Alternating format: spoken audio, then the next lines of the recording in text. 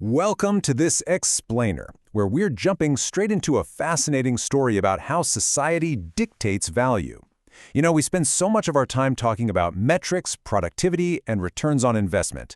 But what happens when we apply those same rigid metrics to living beings?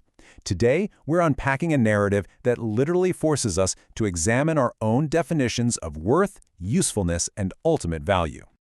I want you to keep this central question right at the back of your mind as we go through this material. What happens when we lose our usefulness? We're going to look at how the world often just discards things, and even people, once they're deemed past their prime. It's a heavy question for sure, but absolutely crucial for understanding the core conflict we're about to unpack. Part 1. The Illusion of Value, Transactional versus Intrinsic Worth. Part 2. A Tale of Two Men, Marcus and Aaron. These two guys live in the same region, but they couldn't be more different. There are case studies for today. On one side we have Marcus. The source material paints him as this rich merchant. He's got wagons, gold, strong horses, the whole shebang. But people fear him. Why? Because he's cruel and proud. To Marcus, literally only profit matters. If something stops being useful, boom, it loses all value to him. It's 100% transactional. On the flip side, we've got Aaron. He's about 50, a poor woodcutter, totally bent from years of hard labor. No cart, no animals to help him, just his own cracked, rough hands. He lives in a tiny wooden hut with his wife and 5 kids. Aaron sells his wood to Marcus, and every single time, Marcus insults him, makes him wait, and pays him pennies. But Aaron, he just takes it. Not out of weakness, but because he's driven by love. His kids need to eat, plain and simple. Part 3. The Discarded Horse, the Catalyst of Shadow. This brings us to the ultimate test of character for these two men, wrapped up in a black horse named Shadow. Years ago, Shadow was an absolute powerhouse. He carried Marcus's most valuable goods across some incredibly dangerous routes. We're talking mountains, deserts, storms, without ever failing.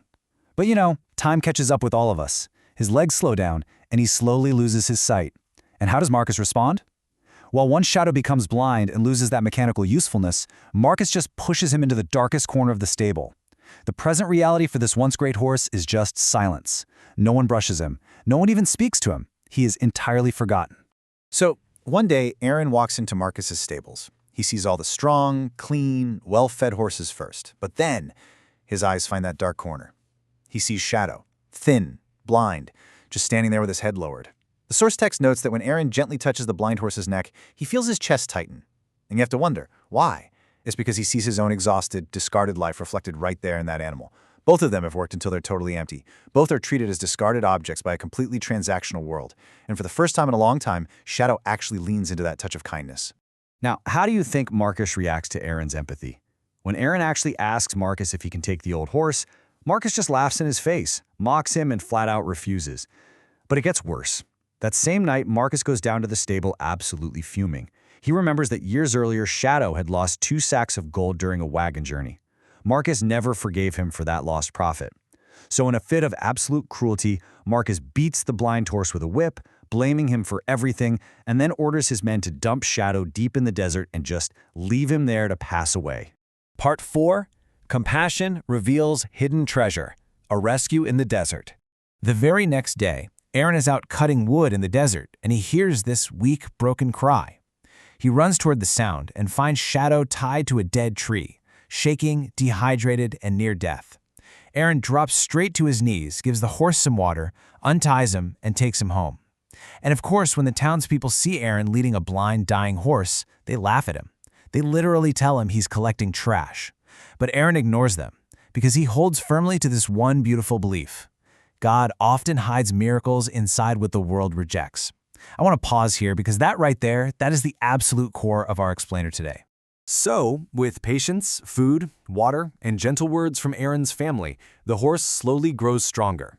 And even though he's blind, Shadow senses everything. Here's how it plays out. Step 1.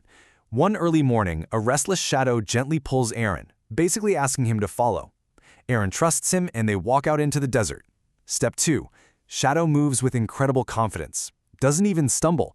He follows this old route, remembered deep inside his bones, until they reach a rocky area marked by a stone shaped like a bird's head. And finally, step 3. Shadow paws at the ground. Aaron digs into the sand and uncovers 2 old sacks. Inside, Gold. It's the exact treasure Marcus had lost all those years ago. Part 5. The High Price of Greed. The Confrontation. Now Aaron is smart. He takes only what he can carry so his kids can finally eat well. He buys food, and for the first time in years, his family is totally provided for. But, as you might guess, this sudden change draws the highly suspicious, greedy eye of Marcus. Instantly, that greed returns to his heart. Marcus and one of his workers actually track Aaron back out to the desert to the site of the treasure. And when they get there, Marcus immediately gets in Aaron's face, shouting, threatening him. The text is super explicit here. Greed poisoned everything. The confrontation spirals into total madness. But here's the wild part. The violence isn't even directed at Aaron.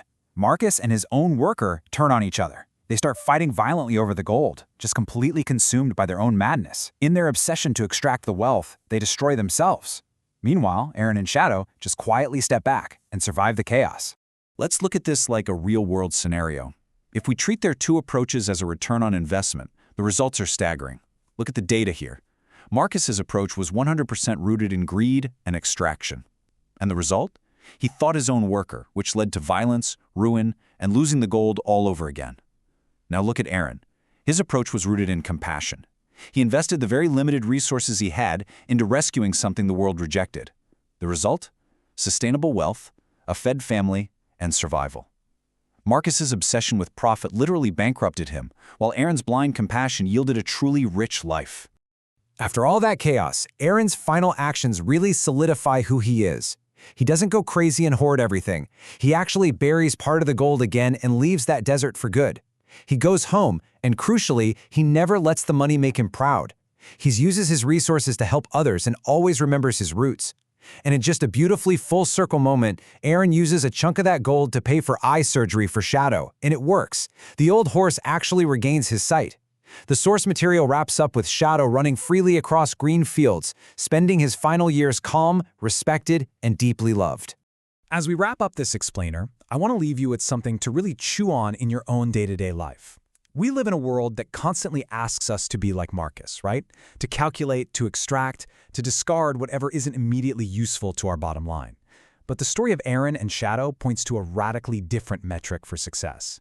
So here's my question for you. Are you measuring your life, your relationships, and your work by what you can extract from them, or by what you have the power to restore? It's a profound thought, and one that just might change how you view the discarded things in your own life.